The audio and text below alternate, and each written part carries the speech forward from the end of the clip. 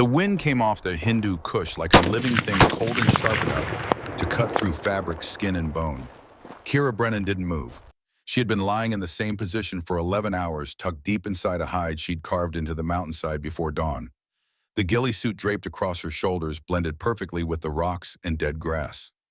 From 400 yards away, she was invisible. From 40 yards, she was invisible. That was the point. Her breathing stayed slow. 4 seconds in, 6 seconds out. The rhythm of a heartbeat at rest. She had learned long ago that the body remembers what the mind sometimes forgets. Calm is a choice. Control is a discipline. And on a mountain in Afghanistan, both could mean the difference between mission success and a flag-folded funeral. Through her scope, the compound below spread out like a model on a briefing table. Buildings arranged in a loose square, vehicles parked in predetermined spots. Men moving along roads they had walked 100 times before. To anyone else, it looked routine, normal, safe. Kira saw something different. The compound had changed, not dramatically, not obviously, but enough. The guard rotations were too precise. The vehicle placement had shifted 3 feet to the east. The thermal signatures coming off the southern building didn't match the intelligence brief she had studied for the past 72 hours. Small details. The kind most people missed, the kind that got soldiers killed.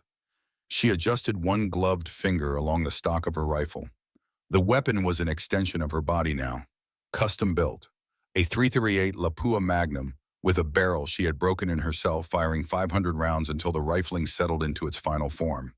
The scope was calibrated to her eye, her breath, her heartbeat. At 800 yards, she could put a round through a playing card. At 1200, she could still hit center mass on a human target. She had done it before. She would do it again if the mission required it. But today, her orders were simple. Observe. Report. Do not engage. The radio net crackled to life in her ear. Voices rolled across the frequency, casual and confident. SEAL Team 9 prepping for insertion. She recognized the tone. Men shaking off nerves the way they always did before stepping into the unknown. Jokes. Banter. The kind of talk that kept fear at arm's length. One voice rose above the others, younger, cocky. You think the mountain princess is still awake up there, or did she freeze her ass off already? Laughter followed, brief, careless. Another voice chimed in. She's probably writing a novel about how cold it is. Contractors, man. They get paid to sit around and complain. More laughter. Kira stayed silent. She had heard worse. In briefing rooms, in mess halls, in the field. The mockery didn't bother her anymore. Let them laugh. Let them dismiss her. She had learned that proving herself through argument was a waste of breath. Proving herself through results was the only language that mattered. She keyed her mic. Her voice came through low and steady, stripped of emotion. Ghost range to command. Movement patterns around the south building have changed in the last 15 minutes. Vehicle placement is inconsistent with brief. Recommend delay on insertion for secondary assessment. A pause, then a different voice, older, edged with impatience. Ghost range, we copy. Stand by. Kira waited. The wind shifted slightly, brushing against her left cheek. She adjusted her scope a fraction of a degree, compensating automatically. The mirage rising from the rocks below told her the temperature was 28 degrees Fahrenheit. Cold front moving in, barometric pressure falling. She could feel it in the air in the way the wind moved, in the way sound carried differently across the valley. The radio crackled again. Ghost range recommendation noted. SEAL Team 9 is cleared for insertion. Maintain overwatch and report any changes. Do not engage. Acknowledge. Kira's jaw tightened, just once, then released. Ghost range acknowledges. The frequency went quiet. She exhaled slowly, watching her breath fog in the cold air. They weren't listening. They never did. Not to contractors, not to women, not to anyone who didn't wear the right uniform or carry the right rank. On another channel, a voice came through. Older, familiar, rough around the edges, the way only decades in the field could make it. Ghost range, this is Overwatch. You seeing what I'm seeing? Kira allowed herself the smallest hint of relief. Colonel Thaddeus Wolf, Marine Scout sniper. 63 years old and still sharper than men half his age. He had trained her 6 years ago, back when she was still trying to prove she belonged. He had never questioned her, never doubted her. He simply watched her shoot, nodded once and said, "You'll do." She keyed the private channel. They shared a frequency only the two of them used. Affirmative overwatch. Thermal patterns are wrong. Guard rotations too clean. This doesn't feel like militia. Agreed. Wolf's voice carried the weight of experience. Feels like Fulda Gap in '84. Everything too neat, too rehearsed. Kira understood the reference. The Fulda Gap, Cold War, Soviet forces staging false movements to mask real intentions. Old school tactics, the kind that required instinct more than a technology. You try warning them, Wolf asked. They're not interested. A pause, then quieter. They will be. Kira didn't respond. She shifted her focus back to the valley. The Blackhawks were inbound now. She could hear the rotors in the distance, a low thumping that rolled across the rocks like distant thunder. Dust began to rise from the landing zone, swirling into the air in thick clouds. SEAL Team 9 was moving. She watched them through her scope. Professional, disciplined, everything by the book. Boots hit the ground in perfect sequence. Rifles came up. Sectors were covered. The formation moved with the kind of precision only years of training could produce, but the valley wasn't right. Kira's instincts screamed at her, the same instincts that had kept her alive through 4 tours.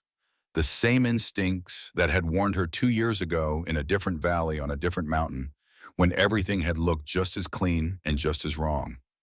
She had ignored those instincts once, just once, and Marcus Reeves had died because of it. The memory hit her like a fist to the chest. Watch out. Marcus, his face, his voice, the way he smiled when he thought no one was watching, the way his hand felt in hers, the way his blood soaked into the dirt while she screamed for a medevac that came too late. She forced the memory down, buried it, locked it away in the part of her mind where all the dead lived.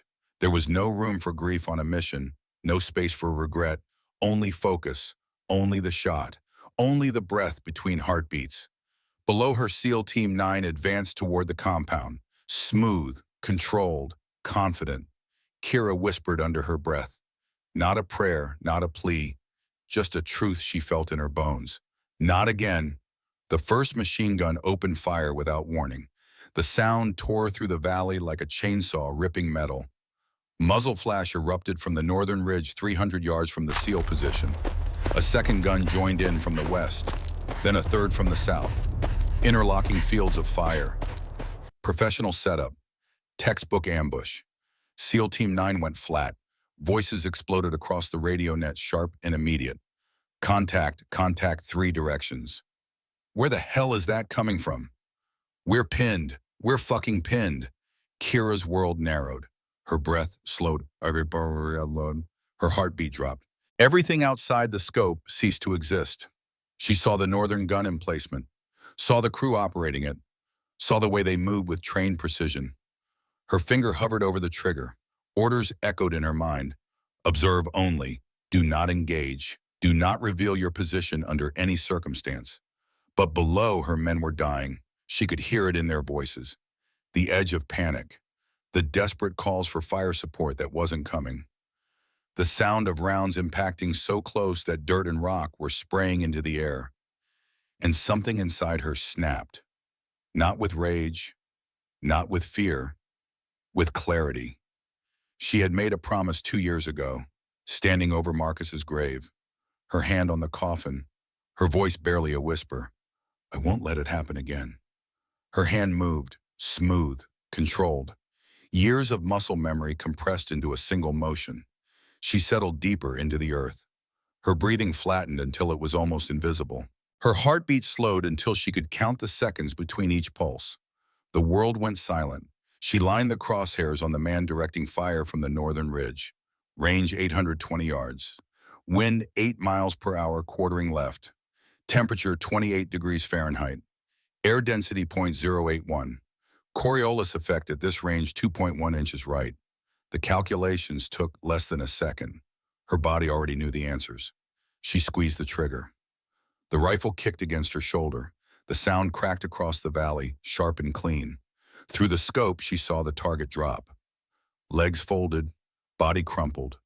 The machine gun went silent for 3 seconds while the crew tried to understand what had just happened. Kira didn't wait. She shifted her aim, recalculated the hold, fired again. Second target down, then a third.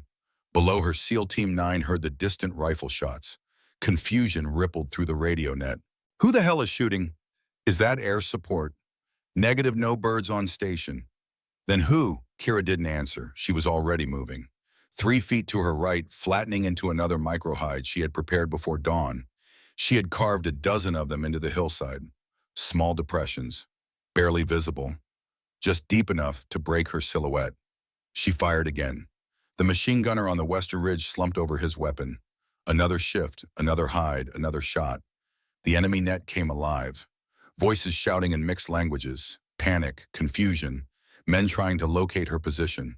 Return fire raked the ridgeline, but it was blind. Desperate, they were shooting at ghosts. Kira breathed through it all, steady, controlled. She had been here before, in other valleys, on other mountains. This was what she was built for. The SEALs scrambled toward better cover, moving one by one while she knocked down any fighter who tried to flank them. She could hear their voices on the net now. The fear was still there, but something else had crept in. Hope, belief, the understanding that someone somewhere was watching their backs. One voice cut through the chaos, older, calmer, Chief Petty Officer Boone Maddox. Whoever you are, keep shooting. Kira didn't respond. She shifted to another hide. Fired low this time, hitting a runner trying to reposition a heavy weapon. Dust puffed off the ridge where he fell. Enemy fighters began sweeping her hillside with suppressive fire. Rounds sparked off rocks inches above her back. She stayed pressed into the ground, counting the rhythm, calculating the pattern, waiting for the exact moment when she could move without being silhouetted against the sky. Then she moved again. Low, controlled, ghost-like.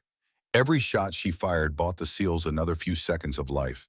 And then she heard it, a voice on the enemy frequency. Clean, clear, American. Not broken English. Not heavily accented commands. Pure Midwestern American. The kind of voice that belonged in a briefing room at Fort Bragg, not on a mountainside in Afghanistan. North Ridge. Locate the shooter. Target is female, high ground. Priority kill. Kira's blood went cold. They weren't hunting the SEALs. They were hunting her. She scanned the ridge again. The enemy movement patterns confirmed it. Fighters spreading in a deliberate sweep.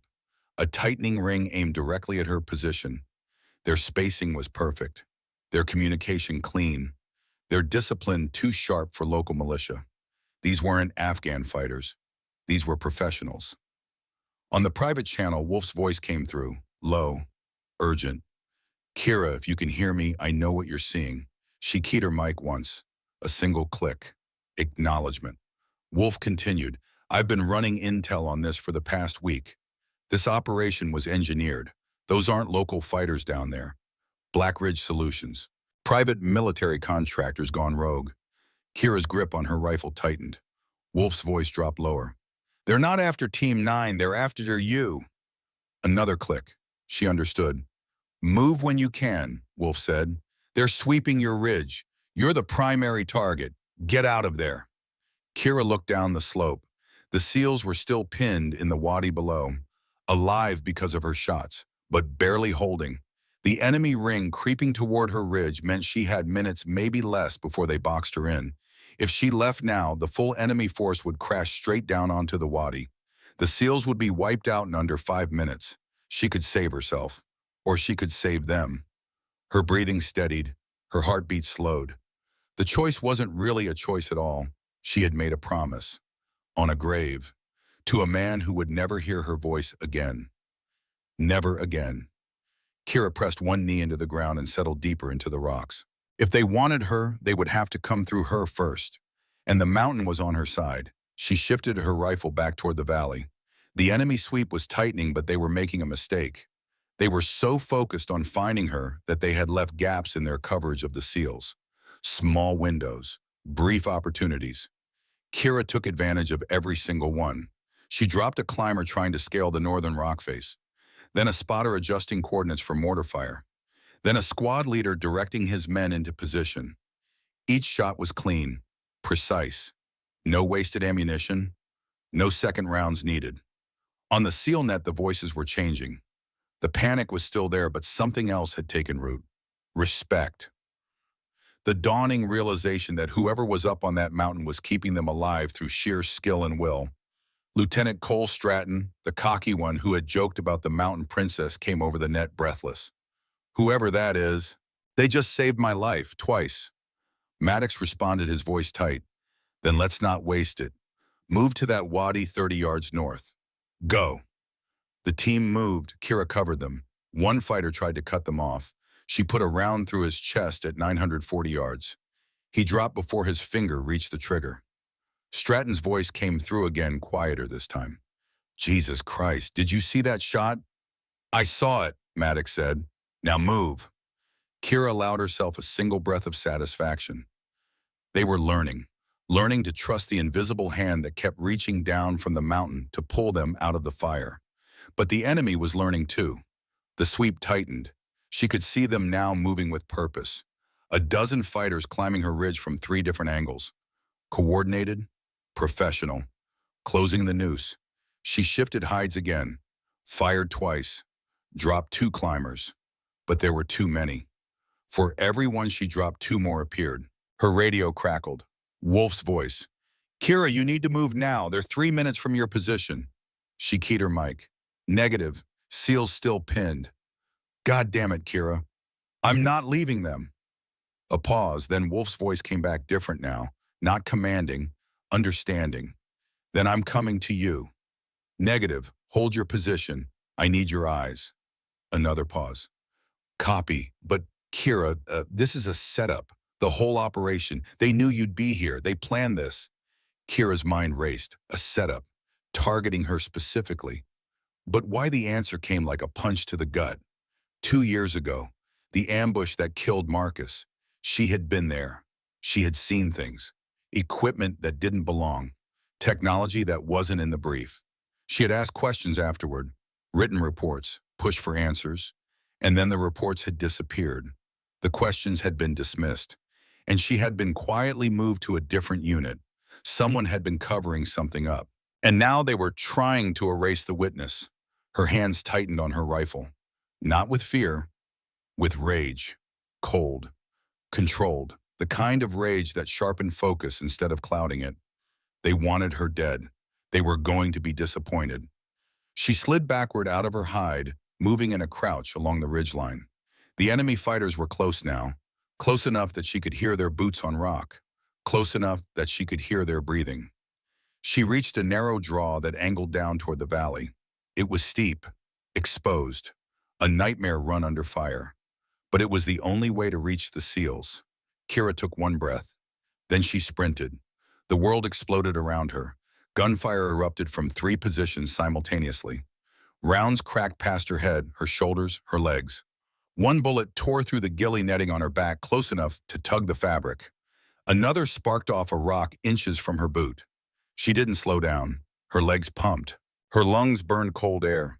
Her boots scraped against loose shale, sending rocks tumbling down the slope ahead of her. She weaved between outcrops, using terrain the way a fighter uses rope-a-dope, never staying on a predictable line, never giving them a clean shot. A machine gun opened up from her left. She felt the pressure wave of rounds passing, close enough to move air against her skin. She dove behind a boulder, rolled, came up running. 50 yards to go. A fighter appeared on her right rifle coming up. She didn't break stride. Drew her sidearm mid-run. Fired twice. Center mass, the man dropped. 30 yards. The gunfire intensified. They realized she was escaping. Concentrated fire on her position. Rock chips exploded around her. Dust filled the air. 20 yards. She could see the wadi now. Could see the SEALs clustered below. Could see their faces turning up toward her, shock and disbelief written across every expression. 10 yards. She launched herself off a ledge, dropped 8 feet, landed hard-rolled, and came up inside the wadi with her rifle ready. The SEALs stared at her. Kira Brennan stood before them, breathing hard but controlled. Ghillie strips hung from her shoulders, torn and dusty. Her face was streaked with dirt and sweat. Blood seeped from a graze on her left forearm she hadn't even noticed taking. Her eyes were calm, clear, focused. She looked at them for 1 second, then spoke, her voice steady despite the sprint and the gunfire and the impossible run she had just made. "Where are you taking casualties?" Lieutenant Stratton blinked, his mouth open, closed, opened again. "Who the hell are you?" Chief Maddox held up a hand. He had seen enough combat to recognize something real when it stood in front of him. He pointed toward the eastern corner of the wadi. "3 wounded, 1 serious. We're trying to push toward that ridge opening, but there's a machine gun nest tearing us apart every time we move." Kira looked up the hill, calculated angles, distance, wind, elevation. She didn't speak, didn't explain. She simply turned and ran, straight uphill, alone. Maddox shouted after her, "You can't go up there. They'll cut you apart."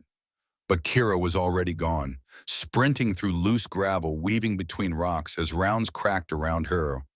One bullet passed so close to her shoulder that it tugged a strand of her ghillie suit. Another kicked up dirt between her legs. She kept moving. Her lungs screamed, her legs burned. The wound on her arm sent sharp jolts of pain up to her shoulder with every swing of her rifle. She ignored all of it. Pain was temporary. Death was permanent. And the SEALs below her would die if she didn't silence that gun.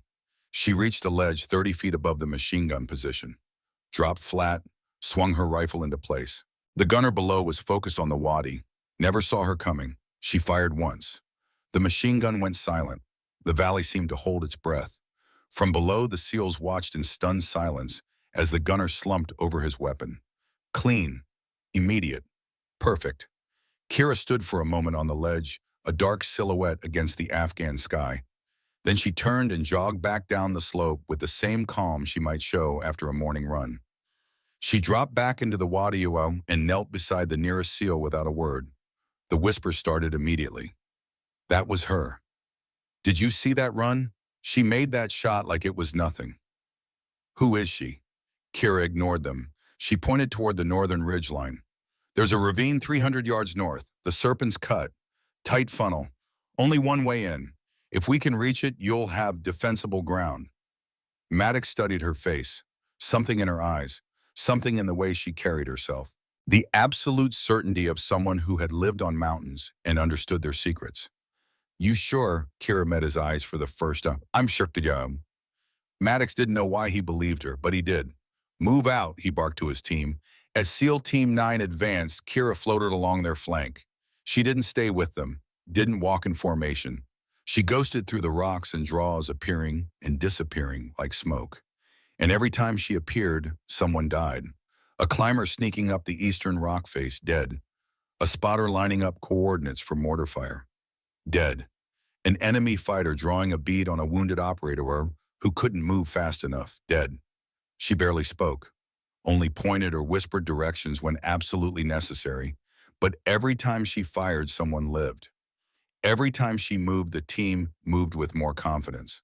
They were starting to understand. Somewhere above them, another rifle cracked. Different cadence, different rhythm. Colonel Wolfe had joined the fight. His rounds came from a higher ridge, clean and sharp. Old-school Marine precision. The dual presence of 2 unseen shooters carved holes in the enemy, advanced braking angles, scattering formations, forcing fighters to duck behind rocks instead of pressing forward. Stratton realized it first. "We've got 2 of them up there. Whoever they are, they're keeping us alive." Maddox's voice was grim. "Then let's not waste the gift. Keep moving." But the pressure never eased. The enemy force was larger than any of them had expected. Better equipped, better trained. They weren't resisting. They were hunting. Every 100 yards brought another burst of fire. Ammunition dropped faster than anyone wanted to count. One operator was being carried by 2 others, his legs soaked in blood. Another stumbled dizzy from a graze wound that had creased his skull. Kira kept shooting, kept moving, kept breathing through the pain building in her shoulder from the earlier descent. Her face stayed calm even as rounds sparked around her boots or tore chunks from the rocks beside her head. She had been here before, in other valleys, other wars. The fear was always there, but fear was just chemical. Adrenaline, cortisol, biological responses that could be managed, controlled, channeled into focus. Marcus had taught her that. Marcus, who had held her hand during her first firefight and whispered, "Fear means you're alive. Use it." Marcus, who had died because she hadn't trusted her instincts. Marcus, who she would never fail again. The ground shifted beneath them. The terrain narrowed. Walls began rising on both sides. The mouth of the ravine opened ahead like a dark throat carved into the earth. The serpent's cut. Kira had seen it hours earlier through her scope, had studied its angles and approaches, had known exactly how it could be used. One way in, one way out. A defender's dream, an attacker's nightmare. Maddox took one look and nodded. Set positions. Get the wounded inside. SEAL Team 9 spilled into the ravine, scrambling to establish firing lines. Kira climbed halfway up the ravine wall, finding a natural ledge that gave her a clean angle back toward the entrance. Enemy fighters appeared on the ridge behind them, racing to cut off the team before they could dig in. Wolf's fire clipped 3 before they could set up weapons. Kira dropped another pair before they got within 50 yards. But for every fighter they dropped, more seemed to appear, shadows spilling across the rocks with ruthless purpose. Wolf's voice crackled faintly in her headset, strained but steady.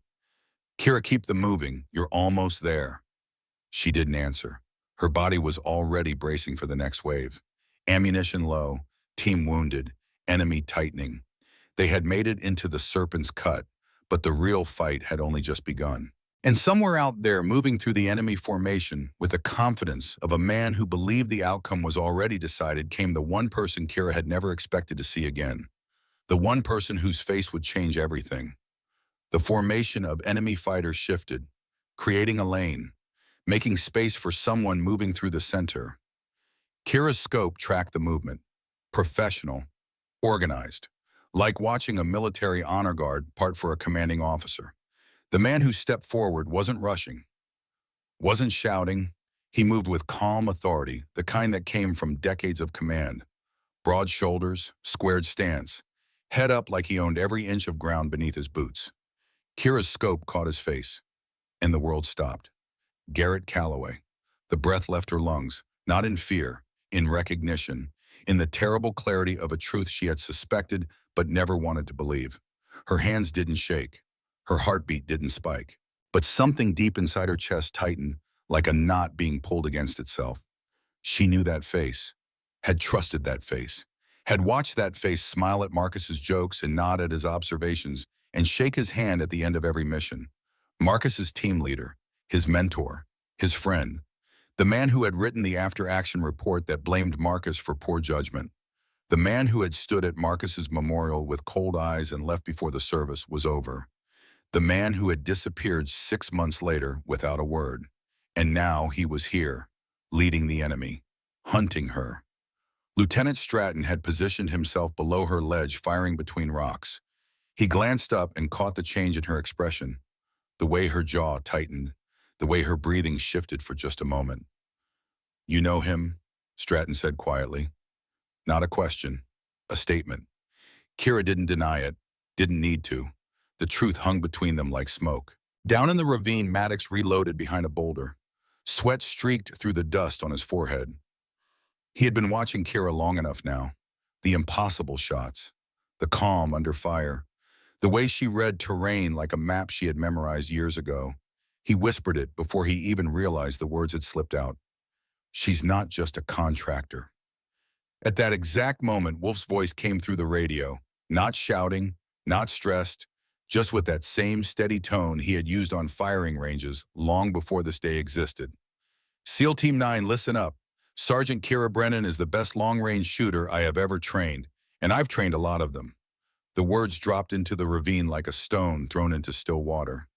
Every SEAL froze. Stratton stared at Kira as if seeing her for the first time.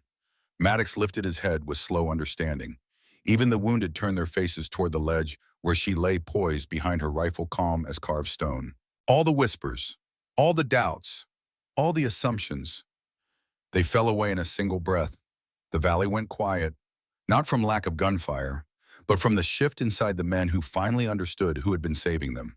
Shot after shot, hide after hide, hour after hour, respect didn't need an announcement. It arrived in silence. And on the ledge above them, Kira Brennan steadied her rifle on the rock and centered her crosshairs on Garrett Calloway's chest. Her finger moved to the trigger. The wind shifted, and part one ended with a question hanging in the cold Afghan air. What happens when the person you trusted most becomes the person you have to kill? The ravine narrowed into a twisting throat of stone. Walls rose high on both sides until the sky became nothing more than a thin strip of pale light above them. SEAL Team 9 moved with disciplined urgency, dragging wounded deeper inside, placing claymores in tight bends, stacking ammunition where hands could reach it fast. Boots scraped against rock. Breath came sharp and controlled. No one wasted words. Kira climbed higher on the ravine wall, bracing her back against rough stone. Blood had soaked through the makeshift wrap on her left forearm, sticky and warm against her skin. She pressed it once, testing the pain, then ignored it completely. Pain wasn't her concern. The entrance to the Serpent's Cut was. That was where the avalanche was coming from. Wolf's first shot cracked through the canyon, echoing off stone walls like a whip crack. Kira fired half a second later, her rhythm syncing with his, the way it had 6 years ago on training ranges, when he had taught her to read wind through grass movement in mirage shimmer. Then the enemy answered. Shouts. Gunfire. Boots pounding across rock. The first wave spilled into the ravine mouth like floodwater, finding a crack in a dam. Rifles up, firing wild bursts as they tried to force their way through the narrow opening. Discipline held them together even as bullets from above began dropping them. Kira took 2 immediately. Center mass, clean kills. No wasted rounds. Wolf dropped a third from his higher position. The SEALs detonated the first claymore. The explosion lit the cut with a white flash that slapped against the walls and rolled back on itself. Dust and smoke billowed past Kira's ledge like fog rolling in from the ocean. She stayed locked into her rifle, breathing, shallow eyes focused through the scope. Shapes emerged through the haze. Fighters climbing over bodies of the fallen, pressing forward with the kind of determination that spoke to professional training and professional pay. These weren't militants fighting for ideology. These were contractors fighting for a paycheck, and that made them predictable. Kira's shoulder screamed every time she adjusted her aim, the earlier graze wound sending jolts of pain up her neck. She didn't slow. One shot clipped a climber trying to scale the ravine wall for a flanking position. Another dropped a man dragging a machine gun toward a covered position near the mouth. The ground trembled with every detonation. Every burst of automatic fire. Rock dust filled the air until breathing required deliberate effort. A round caught Kira across the upper shoulder as she tracked a runner moving between cover points. Not the graze from before. This was clean contact. The impact slammed her back against stone. Her vision flashed white. Her rifle slipped in her grip. Pain exploded through her shoulder like someone had driven a railroad spike through the joint. Stratton shouted from below, "You're hit! Get down here!" Kira pushed her palm against the rock wall. Her hand came away bloody. She looked at it for 1 second, then wiped it on her pants and forced the rifle back into position against her good shoulder. The movement sent fresh waves of agony through her body. She bit down hard, tasting copper, and steadied her breathing. "I'm fine," she said. Her voice barely rose above a whisper, but the conviction in it was unmistakable. If she let herself fall now, the line would buckle. The team didn't need another casualty being dragged to the back. They needed her eyes on that entrance. They needed every shot she could still make. Wolf's voice crackled in her ear. "Stay with me, Kira." She keyed her mic once. Acknowledgement. No words needed. The enemy pushed again. More organized this time, more coordinated. Squad-level tactics executed with precision. Bounding overwatch, suppressive fire, movement under cover. These men knew what they were doing. Kira fired as fast as her training allowed. Wolf mirrored her cadence from above. SEAL rifles thundered below brass, bouncing off stone in metallic rain. The sound was deafening, compressed by the ravine walls until it became a physical force. But the waves kept coming. The attackers didn't break, didn't retreat. They surged forward with the persistence of a tide that knew the rocks would eventually wear down. And then through the smoke and dust and chaos, Garrett Calloway stepped into view. He moved up the slope with controlled aggression, his voice cutting through the gunfire like a blade through silk. Sharp, clear, commanding. "Left flank, suppress that ledge. Second squad, move on my mark." Fighters shifted instantly. The entire kill zone reorganized itself around his words. This wasn't a man giving suggestions. This was a man orchestrating violence with the casual expertise of a conductor leading a symphony. Kira centered her scope on him, but Calloway wasn't still. He paced between cover points, gesturing, directing, moving with the kind of tactical awareness that came from decades in the field. Every time she had a shot, something blocked her angle. A rock, a fighter moving into her line, smoke drifting at exactly the wrong moment. Every time the smoke cleared, he had already moved. Her heartbeat stayed steady. She waited. Patience was the sniper's or greatest weapon. Rush the shot and you miss. Miss and you die. Or worse, someone else dies because you weren't good enough. Wolf fired at Calloway first. The round cracked past his head, missing by inches. Calloway didn't even flinch, just shifted position and kept barking orders. Kira let her rifle sway with her breathing. Small movements, natural rhythm. Fighting the motion created tension. Tension created shake. She had learned long ago to become part of the weapon instead of controlling it. Calloway stepped onto a boulder to shout another command. The smoke thinned just enough for her to see his full silhouette against the darker rock behind him. Her crosshairs swept past him, then back. She felt the rhythm of her breath, the pulse in her neck, the exact moment when everything aligned. She squeezed the trigger. The rifle bucked. Through the scope, she saw Calloway jerk backward, his legs folded underneath him. He dropped behind the boulder, disappearing from view. The fighters around him froze, just for 3 seconds, just long enough for confusion to crack their coordination. The SEALs reclaimed 20 yards of ground in those 3 seconds. But the fight wasn't over. An RPG operator rushed into view at the ravine entrance, lifting the launcher toward a cluster of wounded SEALs huddled near the back wall. Doc Finley was crouched over one of them, hands red with blood, completely exposed. Kira saw him before anyone else did. She reached for another magazine. Her hand closed on empty pouches. She checked again. Nothing. 1 round left. Chambered. Ready. That was it. She didn't hesitate. Didn't calculate odds or weigh the options. The decision had already been made the moment she saw the RPG. She fired. The operator dropped. The rocket spiraled upward, impacting harmlessly against the far cliff wall. The explosion rained debris down on the ravine but away from the SEALs. Maddox threw his body over the wounded anyway, shielding them with his own mass as rock chips pelted his back. Kira's rifle clicked empty.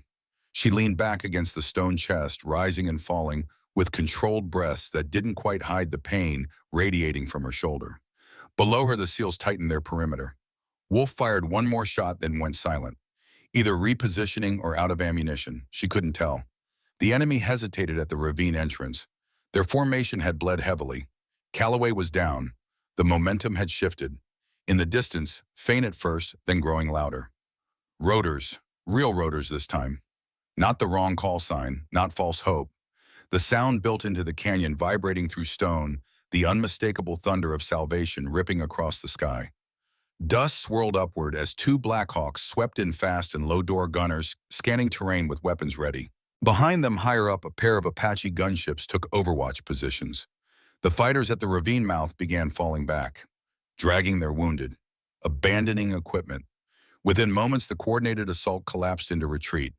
SEAL Team 9 exhaled as one. Some slumped against rocks.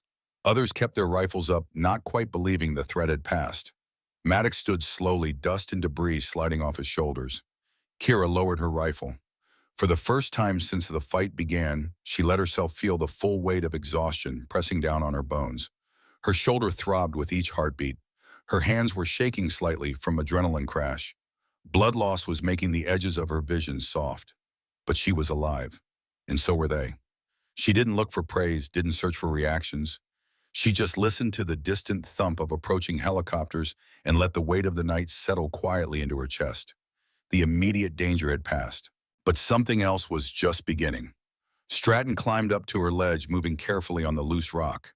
His face was streaked with dirt and sweat, his eyes carrying the kind of exhaustion that came from dancing with death 4 hours. He stopped a few feet away, looking at her with an expression she couldn't quite read. "You saved us," he said quietly. "All of us, multiple times." Kira didn't respond, just met his eyes and waited. "I doubted you, Marmar," Stratton continued. His voice dropped lower, carrying the weight of genuine regret. "On the radio. Before insertion, I was one of the voices making jokes. Mountain Princess. I said that. I was wrong. Kira studied his face, saw the sincerity there, the humility that combat could teach if a man was willing to learn. Now you know, she said simply. Stratton nodded slowly, then his expression shifted. That man down there, Calloway, when you saw him, your whole body changed. Who is he to you? Kira was quiet for a long moment. The sound of rotors grew louder, closer. She could see the lead Blackhawk approaching the valley, now nose down, moving fast. He was Marcus Reeves's team leader, she said finally. Delta Force, 12 years of operations together. Marcus trusted him with his life. And Stratton asked, hearing the unfinished story in her tone.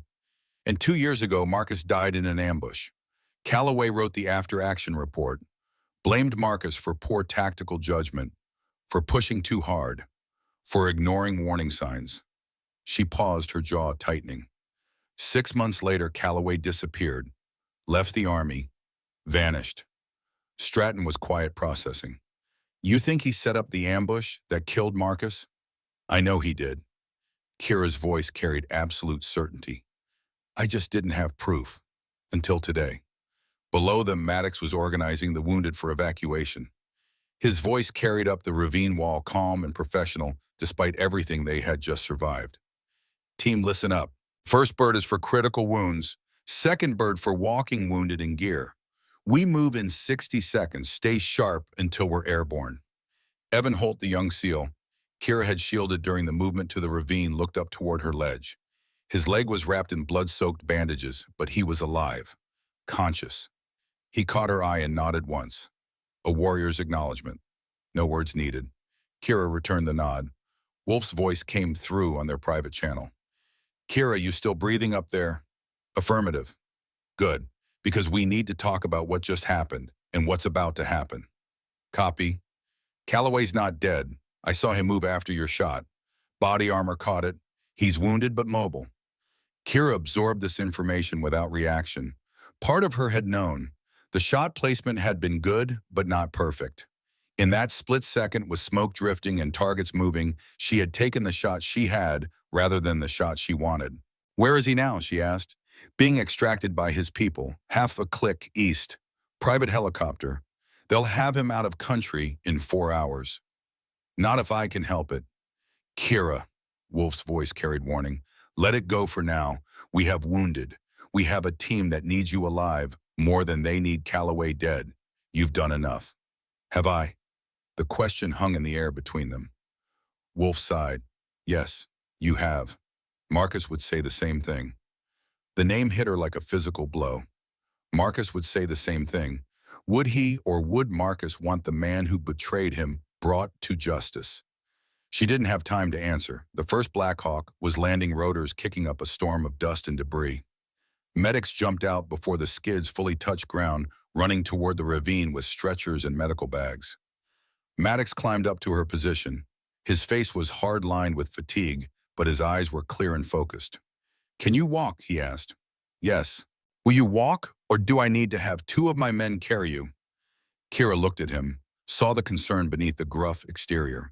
This was a man who had led teams through hell and understood the thin line between courage and stupidity. I'll walk, she said. Good, because I need to talk to you once we're in the air, about what happened here, about who you are, and about what comes next. He turned and headed back down. Kira followed, moving carefully on the loose rock. Her shoulders screamed with each movement, but she kept her face neutral. Pain was temporary. Reputation was permanent.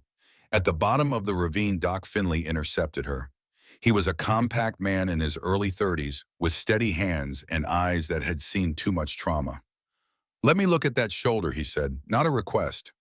Kira started to refuse, but Maddox's voice cut through. That's an order, Brennan. Let him work. She sat on a boulder while Finley cut away the torn ghillie fabric and examined the wound. His fingers were gentle but thorough, probing the entry and exit points. Through and through, he said. Missed the bone, missed the major vessels. You got lucky. Doesn't feel lucky, Kira said. It is, trust me. He packed the wound with gauze and wrapped it tight. You need surgery. Proper surgery, not field medicine. That's going in my report. Noted. The helicopter cycled through, critical wounded first. Holt was carried on a stretcher, his face pale but determined. As they loaded him, he reached out and caught Kira's hand. Thank you, he said, for the shield, for the cover, for everything. Kira squeezed his hand once. Stay alive. That's all the thanks I need. He smiled weakly and let the medics take him. The second bird came for the walking wounded in gear. Stratton supervised the loading checking equipment, counting heads, making sure nothing was left behind that could compromise future operations. Maddox pulled Kira aside while the organized chaos swirled around them. I need to know something, he said quietly. Are you Army Marines? What's your background?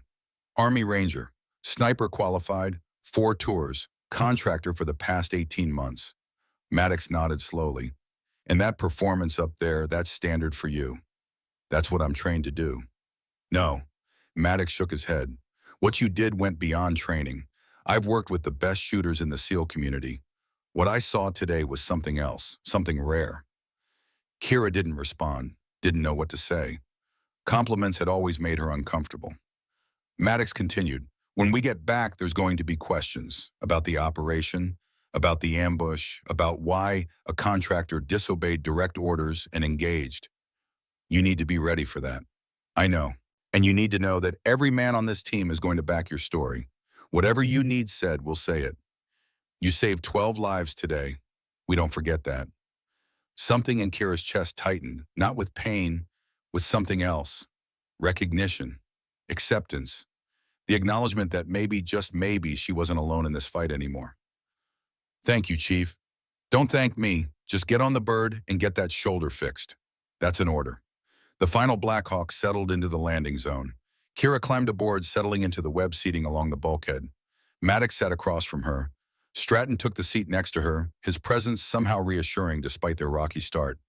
The helicopter lifted off, banking hard away from the valley.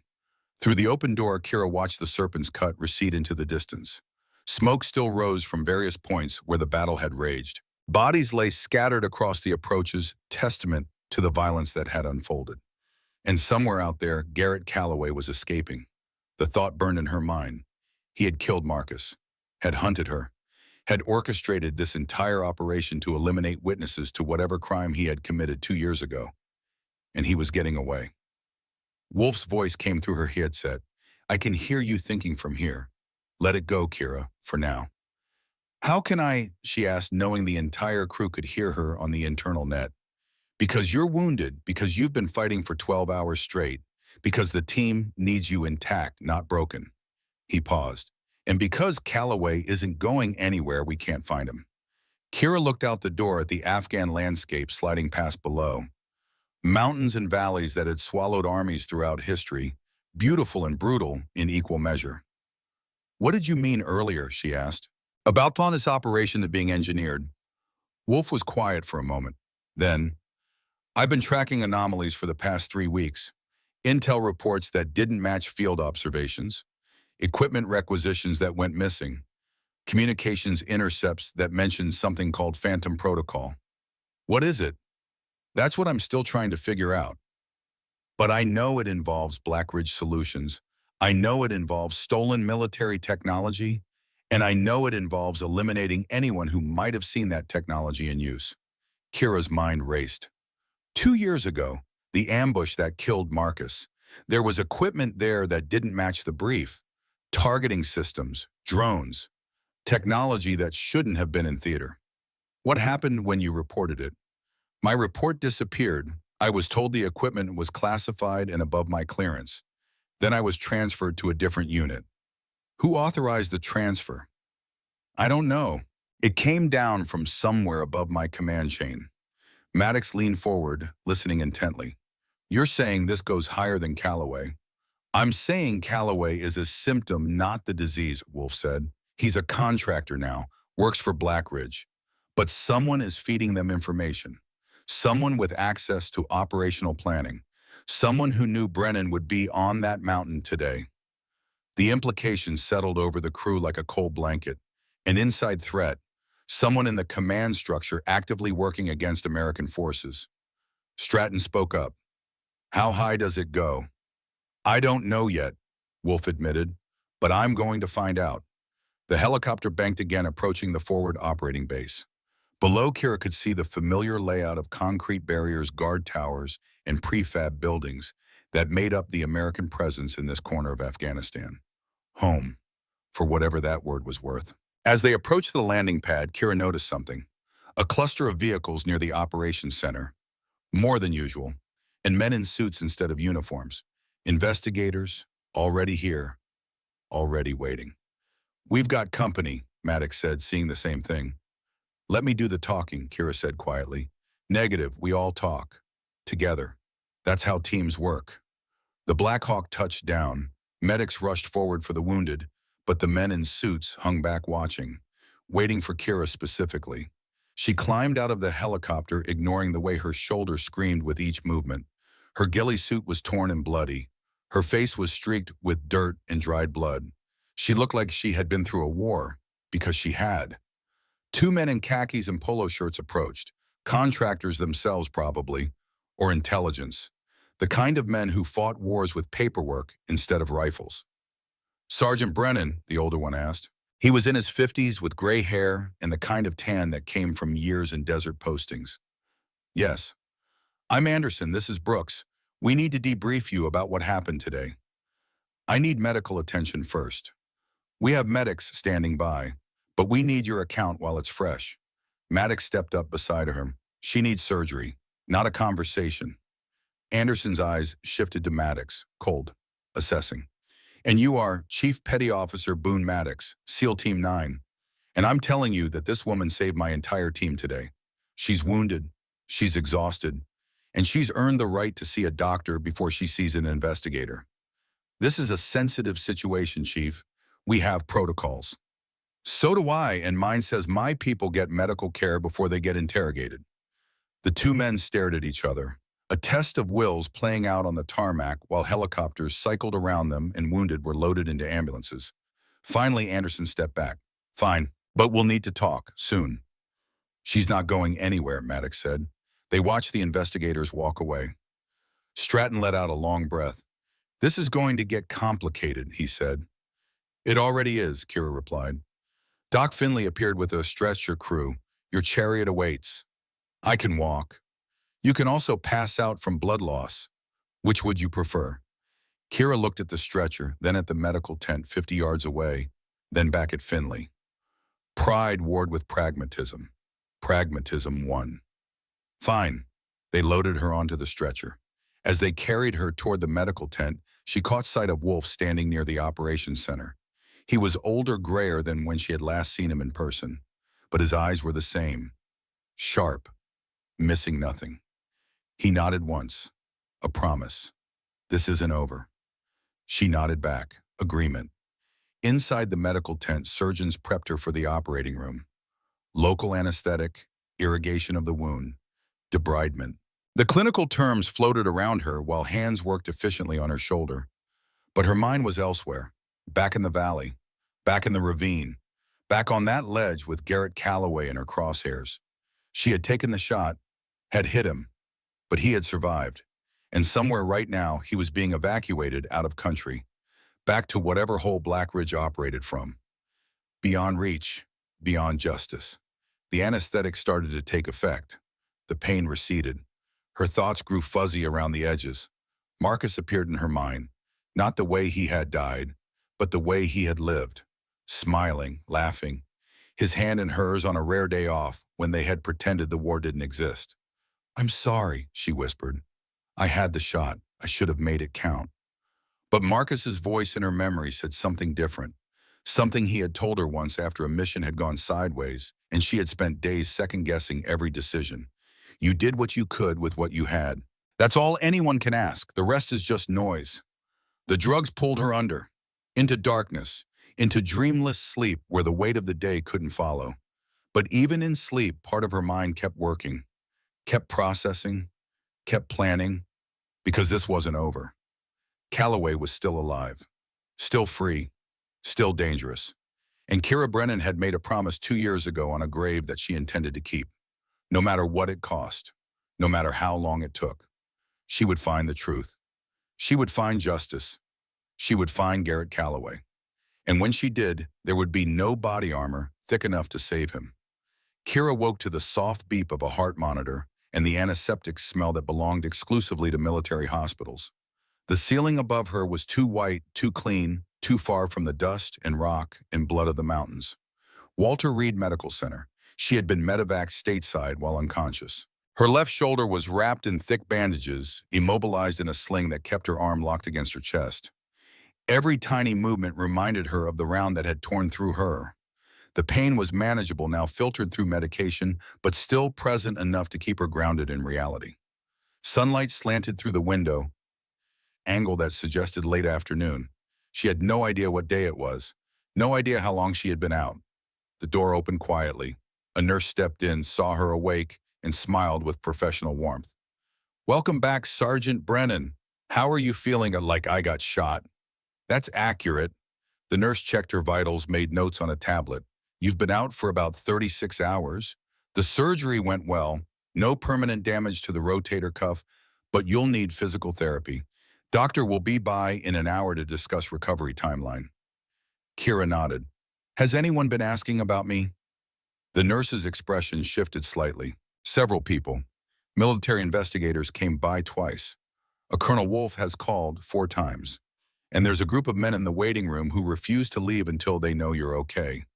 SEALs, I think. They're very polite, but very stubborn."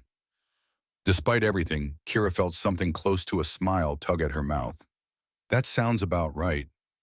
I'll let them know you're awake, but the investigators asked to be notified immediately when you regain consciousness. Let the SEALs in first." The nurse hesitated. The investigators were very clear about their priority. "So am I." They locked eyes for a moment. Then the nurse nodded. "I'll give you 15 minutes before I make the call." "Thank you." 10 minutes later, Chief Maddox, Lieutenant Stratton, and Doc Finley filed into her room. They looked cleaner than the last time she had seen them, showered and rested, but their eyes still carried the weight of what they had survived together. Maddox pulled a chair close to her bed and sat down heavily. "You look terrible. You should see the other guy." "We did, on satellite imagery. Calloway made it to a Black Ridge extraction point. Private helicopter flew him to Pakistan. Trail goes cold after that." Kira's jaw tightened. "He's gone." "For now," Stratton said. He stood near the window, arms crossed. "But Wolf's team is tracking him. They've got resources you don't know about." "What kind of resources?" Maddox leaned forward. "The kind that can make contractors disappear if they become inconvenient. Calloway stepped in something big, bigger than just killing your partner. The Pentagon is paying attention now." Doc Finley spoke from where he leaned against the wall. "How's the shoulder? Really hurts?" "Good, means the nerves are intact. You'll have full range of motion back in 6 to 8 weeks if you do the therapy right. If you push too hard too fast, you'll make it worse." "Noted." The door opened again. 2 men in civilian clothes entered without knocking. The same investigators from the airfield, Anderson and Brooks. Their expressions were professionally neutral, but Kira could read the tension in their shoulders. "Gentlemen, we need the room," Anderson said. Maddox didn't move. "We're not going anywhere. This is a classified debriefing. You don't have clearance. I have 12 men who are alive because of her. That's all the clearance I need." Brooks stepped forward, his voice harder. "Chief, you're interfering with an official investigation. Don't make this difficult." Stratton moved away from the window, positioning himself between the investigators and Kira's bed. His body language spoke volumes. Protective, ready. The kind of stance that said violence was an option if necessary. The room went quiet, tense. A standoff playing out in a hospital room over a wounded woman's bed. Kira spoke, her voice cutting through the tension. "It's okay. Let them ask their questions." Maddox looked at her. "You sure?" "I am, but you don't leave the building." "Understood?" "Understood." He stood and nodded to the investigators and led his team out. But his eyes carried a clear message. "We're right outside. Anything happens, we come back in." The door closed. Anderson pulled out a small recording device and set it on the bedside table. "This conversation is being recorded. For the record, please state your name and rank." "Kira Brennan, Sergeant, former Army Ranger, current contractor with Aegis Solutions." "Thank you. Now let's talk about what happened 3 days ago in the Coast Province." For the next hour, they walked through every detail, the initial observation post, the warning she had given, the order to observe only, the decision to engage despite direct commands. Anderson's questions were sharp, precise, designed to find inconsistencies or admissions of wrongdoing. Brooks took notes, occasionally interjecting with follow-up questions that probed at her decision-making process. "So you knowingly violated a direct order from command," Anderson said. "Not a question, a statement." "I did." "Why?" "Because SEAL Team 9 was going to die if I didn't. That wasn't your call to make. It was the only call I could make." Kira met his eyes steadily. "I was the only one in position to help them, the only one who could see what was happening. If I had followed orders, 12 Americans would be dead right now." Brooks leaned back in his chair. "You understand that contractors don't have the authority to overrule military command decisions. I understand that my job is to observe and report. I also understand that my oath to defend this country doesn't end just because I'm no longer in uniform." Anderson's expression didn't change. "Noble sentiment, but it doesn't address the chain of command issues, or the fact that you potentially compromised your position and endangered the mission by engaging. The mission was already compromised. The ambush was pre-planned. The enemy force included American contractors working for Black Ridge Solutions. This wasn't a random attack. It was a targeted operation." "That's a serious allegation." "It's the truth. I have audio recordings of American voices on the enemy net. Colonel Wolf has the same recordings. The fighters were using professional tactics, professional equipment, and professional coordination. That doesn't happen with local militias." Brooks exchanged a look with Anderson.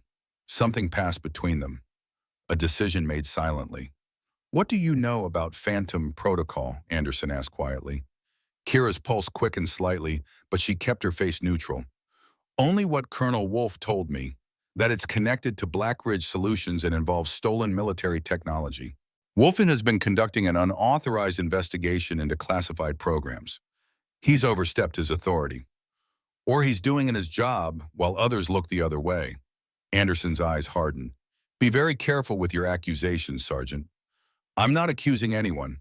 I'm stating facts. 2 years ago, my partner Marcus Reeves was killed in an ambush.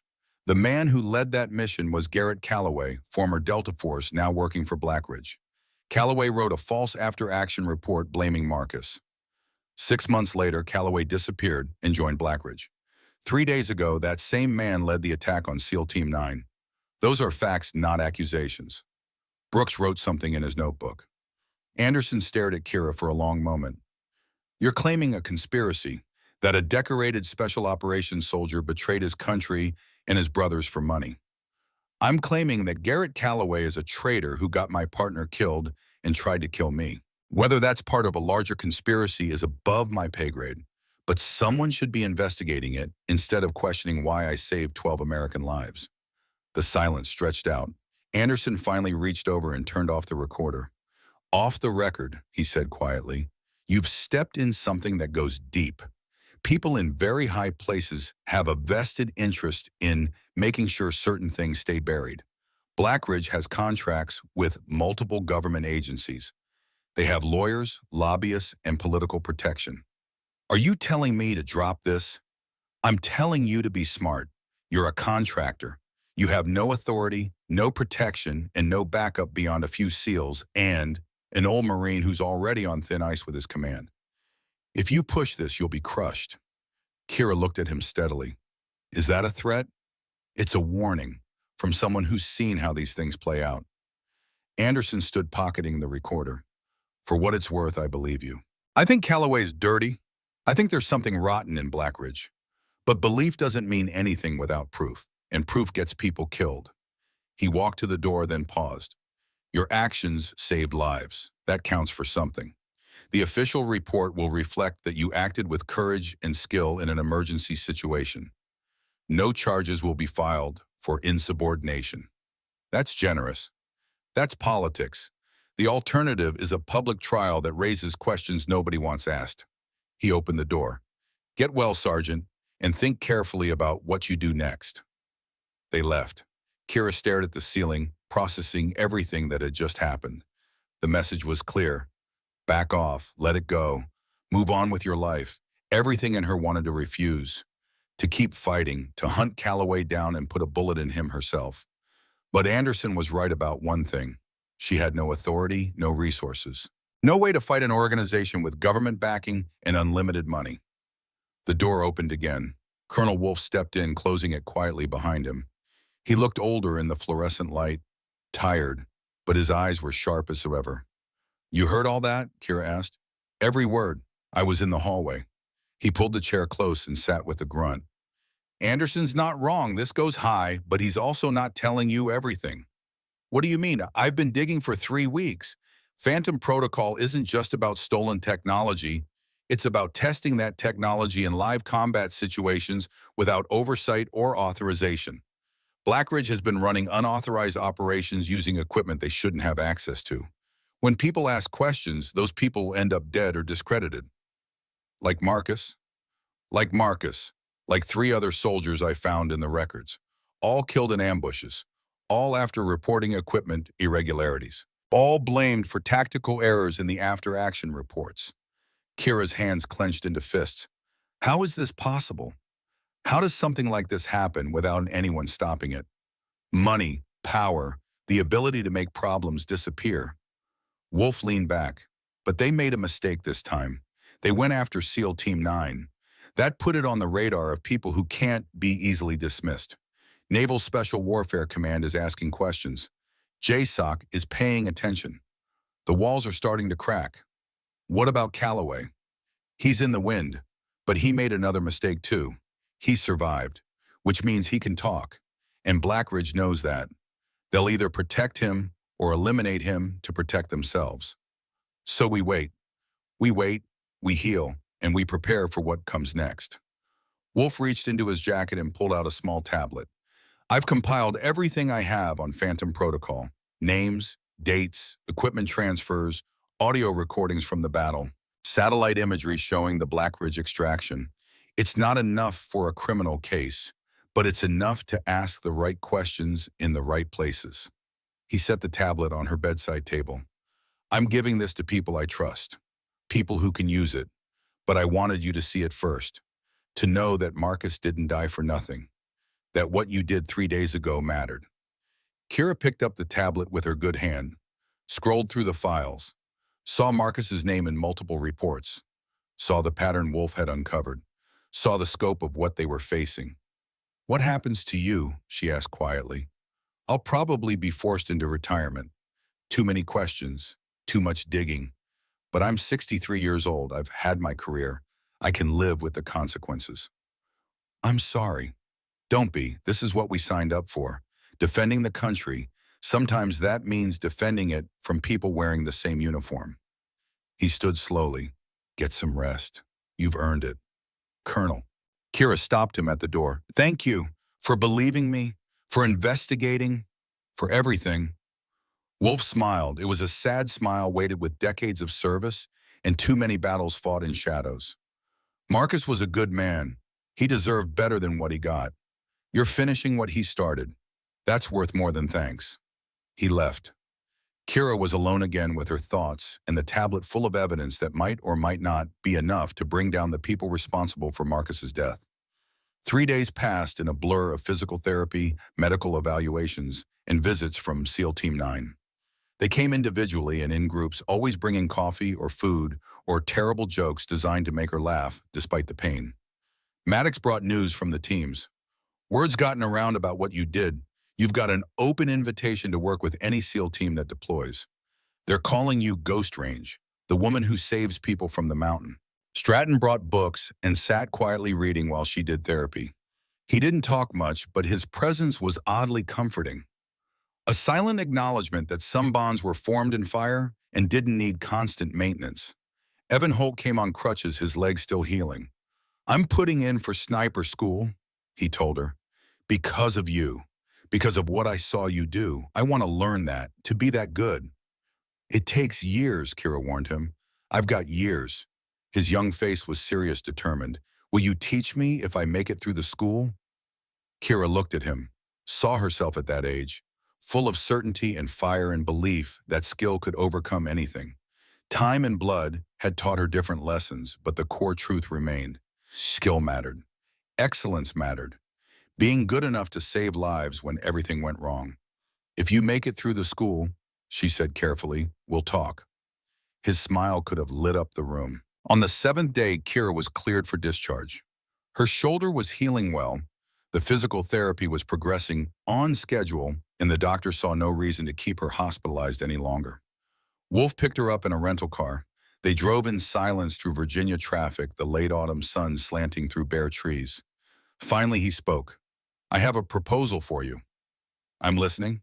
I'm starting a new training program, teaching special operations personnel to trust their judgment over command decisions when those decisions are wrong. How to identify when intel is compromised. How to survive when the mission goes sideways. Real-world skills that don't always make it into the official curriculum. Sounds like a good way to make enemies. It is, but after what happened, I have support from people who matter. JSOC wants it. SOCOM wants it. They're tired of losing good people to bad information. What do you need from me? An instructor. Someone who's lived it. Someone who can teach the next generation how to survive when everything they've been told is wrong. He glanced at her. The job's yours if you want it. You can work in the field or work in the classroom, or both. Your choice. No one makes decisions for you anymore. Kira was quiet for a long time. Teaching meant stepping back from operations, stepping away from the hunt for Calloway, accepting that some justice might never come. But it also meant preventing the next Marcus, the next ambush, the next soldier who died because someone in command ignored warning signs or deliberately sent people into danger. Can I think about it? She asked. Take all the time you need. He dropped her at a small apartment in Alexandria that had been arranged through the contractor network. Temporary housing while she figured out her next steps. She climbed the stairs slowly, shoulder aching, and unlocked the door to find the space empty except for basic furniture and a few boxes of her personal belongings shipped from her previous posting. She sat on the couch and stared at the blank walls. This was her life now. Civilian, contractor, woman without a country or a uniform or a clear purpose. Her phone buzzed, a text from an unknown number. You're making waves. People are nervous. Watch your back. She deleted it. Then another came through. Calloway is in Morocco, staying at a Blackridge safe house in Casablanca. Thought you'd want to know. This one she didn't delete. She stared at it for a long time. Someone was feeding her information. Someone who wanted her to go after Calloway. The question was why? To help her get justice or to put her in a position where she could be eliminated? A third text arrived. This one from Wolf. Don't do anything stupid. You're not healed enough. She almost smiled. The old man knew her too well, but the information sat in her phone like a lit fuse. Calloway was 3,000 miles away. Vulnerable. Exposed. One well-placed shot could end this. Her shoulder throbbed. Her body wasn't ready. Her mind knew it, but her heart wanted revenge with an intensity that bordered on physical pain. She stood and walked to the window, watched traffic move through the streets below, normal people living normal lives, going to work, coming home to families, worrying about bills and relationships and mundane problems that seemed impossibly distant from the world she inhabited. Marcus had wanted that life, had talked about it sometimes late at night when they thought they might survive long enough to see it. A house somewhere quiet, maybe a dog. Definitely a garden where things grew instead of died. She had promised him they would have that, someday. When the deployments ended and the wars were over and they could finally stop running toward danger. But someday never came, and now Marcus was dead and she was standing in an empty apartment with a loaded gun on her hip and information about the man who killed him burning in her phone. Her fingers moved before her mind fully decided. She called Wolf. He answered on the first ring. Tell me you're not booking a flight to Morocco. I'm not booking a flight to Morocco. Good, because that would be the stupidest thing you've ever done, and I've seen you do some pretty stupid things. I know, She trailed off, couldn't find the words. I know, Wolf said gently, but revenge isn't justice, and getting yourself killed doesn't honor Marcus's memory. Then what does teaching the next generation? Making sure they don't fall into the same traps. Passing on what you've learned through blood and pain so someone else doesn't have to learn it the same way. He paused. That's legacy, Kira. That's what lasts. She closed her eyes. When does it stop hurting? It doesn't. You just learn to carry it better. They sat in silence on the phone for a while. Finally, Wolf spoke again. There's a range outside Quantico. I'm going to be there tomorrow afternoon running some new trainees through their paces. If you wanted to stop by, just to watch. No pressure. What time? 1400 hours. I'll think about it. Good. Get some rest, Kira. You've earned it. He hung up. Kira stood at the window until the sun set and the city lights came on like stars fallen to earth. The next afternoon, she drove to the range. Her shoulder was stiff, wrapped in a support brace under her jacket. She couldn't shoot yet, wouldn't be able to for weeks. But she could watch. The range was tucked away in the woods, a long rifle facility with targets set at various distances. Wolf stood behind a line of 5 shooters, all young, all focused, all trying to hit steel at 800 yards. He saw her approaching and nodded. Didn't make a big deal of her presence, just acknowledged it and went back to coaching. She sat on a bench and watched, listened to him explain wind reading the old way, through grass movement, through mirage shimmer, through the feel of air on skin, not relying on electronic gadgets but on senses honed by experience. One shooter, a young woman with her hair pulled back tight, was struggling, missing consistently to the right, getting frustrated with herself. Wolf walked over to Kira. Want to help her? I can't shoot. You can talk. Kira stood slowly and walked over to the struggling shooter. The woman looked up, saw her, and recognition flickered across her face. You're Ghost Range, she said quietly, the one who saved the SEAL team. I'm Kira Brennan, Kira corrected gently, and you're fighting the wind instead of reading it. I am reading it. No, you're measuring it with your instruments and calculating the correction. That's not the same thing. Kira pointed at the grass downrange. Watch how it moves. See the pattern. It's not consistent. It's gusting. Your calculations are based on average wind speed, but your bullet is flying through gusts. The woman looked downrange, really looked this time. Wait for the lull, Kira said. Between gusts, when the grass settles. That's your window. The woman settled behind her rifle, waited, breathed. The grass downrange flattened. She fired. The steel rang. Her face lit up with surprised joy. I got it. Now do it 9 more times. Over the next hour, Kira worked with each shooter, offering small corrections, pointing out things they were missing, teaching them to trust their eyes and instincts over technology. She didn't mention Marcus, didn't talk about the mountains or the battles or the cost of the knowledge she was sharing. She just taught, passed forward what she had learned, helped young shooters become better versions of themselves. When the session ended, Wolf walked over. You're good at this. I don't know. Maybe. I do know. I've been doing this for 40 years. You have a gift for it. He paused. The job's still open, if you want it. Kira looked out at the range, at the targets downrange, at the young shooters packing up their gear, with the satisfaction of people who had learned something real. Can I give you an answer next week? Take a month, take 2. The offer doesn't have an expiration date. That night, Kira drove to Arlington National Cemetery. She hadn't been back since the funeral. Couldn't face it, but now she needed to. Marcus's grave was in Section 60, where the wars of the past 2 decades had carved out a new neighborhood of white headstones. She found his marker easily, had the location memorized without trying. She sat on the grass beside it. The evening was cold, the sky that particular shade of blue that comes just before dark. I found him, she said quietly. Calloway. I had him in my sights. I hit him, but he survived. He's out there somewhere, and I could go after him. I have the information. I have the skills. I could finish this. The wind moved through the trees, the only answer she would get. But Wolf says revenge isn't justice. Says the better path is teaching the next generation, making sure they don't fall into the same traps you did. She paused. I don't know if I believe that.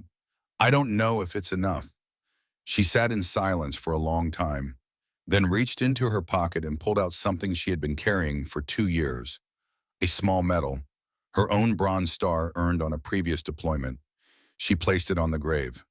This should have been yours, she whispered. You were the better soldier, the better person. You died saving me, and I've been trying to figure out how to live with that ever since.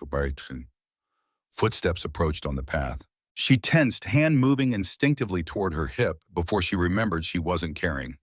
An elderly couple appeared, late 60s dressed in simple clothes. The man had Marcus's eyes. The woman had his smile.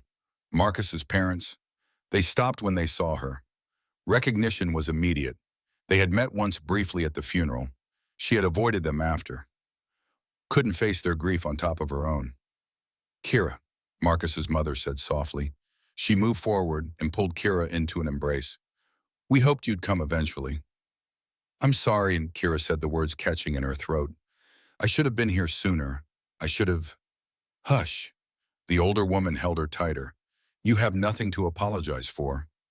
Marcus's father knelt beside the grave, his movements stiff with age. He saw the medal, picked it up gently. This is yours, he said. It should be his. He wouldn't want you to give up your accomplishments for him. The old man's voice was rough with emotion. He loved you. He was so proud of you. He told us about your shooting, about how you were the best he'd ever seen. Kira couldn't speak. Tears blurred her vision. Marcus's mother sat beside her on the grass. We know what happened, the real story. Colonel Wolf told us about Calloway, about the betrayal, about what you did 3 days ago saving those men. I should have saved Marcus. You couldn't have. None of us could have. The older woman took her hand. But you kept fighting. That's what he would have wanted, what he did want. He made me promise, at his last leave. Made me promise that if anything happened to him, we'd make sure you kept going, kept living, kept using that gift you have. I don't know how, but you do. We read about what happened, about you saving 12 men. That's how you honor him, by saving others, by being the person he believed you were. They sat together as darkness fell. 3 people connected by love and loss and the memory of a man who had been better than the world deserved. Finally, Marcus's father spoke. There's a new class of female snipers starting at Fort Benning next month. They're looking for instructors, someone who's lived it, someone who can teach them how to survive. How do you know about that? Colonel Wolf called us, asked if we'd be okay with him offering you the position. We told him yes, enthusiastically yes. Kira looked between them. You want me to do this? Marcus's mother squeezed her hand. We want you to live, really live, not just survive. Marcus would want that too. They stayed until the cemetery closed. Kira helped the elderly couple to their car, exchanged phone numbers, promised to stay in touch. It felt like a beginning, or maybe a continuation. She wasn't sure which. 6 months later, Kira stood on a shooting range in New Mexico. The sun beat down with desert intensity. Before her, 5 students lay prone behind rifles. All women, all determined, all fighting to prove they belonged. One of them was struggling, missing consistently, getting frustrated. Kira walked over and knelt beside her. Stop fighting the wind. Become part of it. The student looked up, young, maybe 24, reminded Kira of herself a decade ago. Show me, the student said. Kira pointed at the heat shimmer rising from the rocks, at the way the grass moved in the distance, at the patterns that most people never learn to see. There, she said quietly. See how the mirage bends just before the target? That tells you the wind is pushing left. Wait for it to straighten. That's your window. The student settled behind her rifle. Waited. Breathed. Fired. Steel rang at 900 yards. I did it. Now do it again. Wolf stood in the shade of a building, watching. Evan Holt was beside him, notebook in hand, learning the teaching methods as much as the shooting. Kira worked with each student individually, offering corrections, building confidence, teaching them that excellence wasn't a destination, but a journey measured in thousands of rounds and years of dedication. When the session ended, she gathered them together. You're all here because you want to be the best, she said, because you want to prove something to people who doubt you. That's good motivation. But it's not enough. She paused, looking at each face. The real reason to be excellent is so you can save lives when everything goes wrong. So you can be the person standing on a mountain when your brothers and sisters need you most. Excellence isn't about proving others wrong. It's about being good enough when it matters. One student raised her hand. How do we know when we're good enough? Kira thought about that question. About 12 men alive because she had spent years becoming good enough. About Marcus dying because she hadn't trusted herself soon enough. You never know, she said honestly. You just keep training, keep learning, keep pushing yourself. And when the moment comes, you trust that all that work will be enough. After class, she walked to her truck. Her phone buzzed. A message from an unknown number. Callaway surfaced in Dubai. Thought you'd want to know. She stared at the message for a long time. The old fire still burned. The desire for revenge, for justice, for closure that could only come from putting Callaway in the ground. But then she looked back at the range, at her students packing up their gear, at Evan Holt taking notes, at Wolf watching with approval. She deleted the message, opened her contacts, found Marcus's parents, sent them a photo of her students with a simple caption, teaching the next generation. He'd be proud. The response came quickly. We're proud of you. Come for dinner Sunday. I'll be there. She drove away from the range as the sun set over the desert. In her rearview mirror, she could see the mountains in the distance, beautiful and brutal in equal measure. She had lived on mountains, had killed on mountains, had nearly died on mountains. But she didn't belong there anymore. She belonged here, teaching, building, creating something that would outlast her. A legacy measured not in bodies but in lives saved by students she would never meet in situations she would never see because she had taught them well enough to survive. That night, she opened her laptop and began writing. Not a report, not a debrief, a training manual. Everything she had learned about mountain warfare, about reading terrain, about trusting instinct over technology. She titled it simply, Lessons from the Mountain. And in the dedication she wrote, for Marcus Reeves, who taught me that courage isn't fearlessness. It's choosing right over easy, justice over revenge, duty over personal pain. And for all the warriors who will carry these lessons forward. The words flowed, page after page, knowledge earned in blood and transformed into something that could save lives. It wasn't revenge, it wasn't justice in the traditional sense, but it was something Marcus would have approved of, something he would have understood. Real courage, she realized, wasn't in headlines or medals or body counts. It was in the dirt behind a rifle doing what needed to be done, even when no one would ever know your name. It was in classrooms and ranges passing forward hard-won knowledge to people who might need it someday. It was in choosing to build instead of destroy, to teach instead of hunt, to honor the dead by protecting the living. Outside her window, the New Mexico night spread out like black velvet scattered with diamonds. Somewhere out there, Garrett Callaway was still alive, still free, still dangerous. But he was someone else's problem now. Kira Brennan had made her choice. And for the first time in 2 years, she felt something close to peace. The last round had been fired, not at an enemy, but at the darkness inside herself that wanted revenge more than redemption. And in choosing to teach instead of hunt, she had finally kept the promise she made on a grave. She would keep fighting, just in a different way, for a different purpose, for all the warriors who would come after, for all the lives they would save, for all the mountains they would climb, for Marcus, always for Marcus, but also for herself, and for the future she was helping to build, one student at a time, one lesson at a time, one life saved at a time. The ghost had come down from the mountain, and in the valley below she had found something worth more than revenge. She had found purpose. 3 years later. The ceremony at Fort Benning was small, private, the kind the military holds for people who matter, but whose work can never be fully public. Kira stood in dress uniform, shoulder-heeled, watching as the first graduating class of the Advanced Sniper program received their certifications. Evan Holt was among them. So were 3 of her female students from New Mexico. Colonel Wolf, now fully retired, sat in the front row. Marcus's parents beside him. The program director stepped to the podium. This course exists because Sergeant Kira Brennan proved that trusting your instincts can save lives, that excellence matters, that one person in the right place can change everything. He paused. 12 men are alive today because she refused to follow bad orders. Hundreds more will live because she chose to teach instead of... He didn't finish, didn't need to.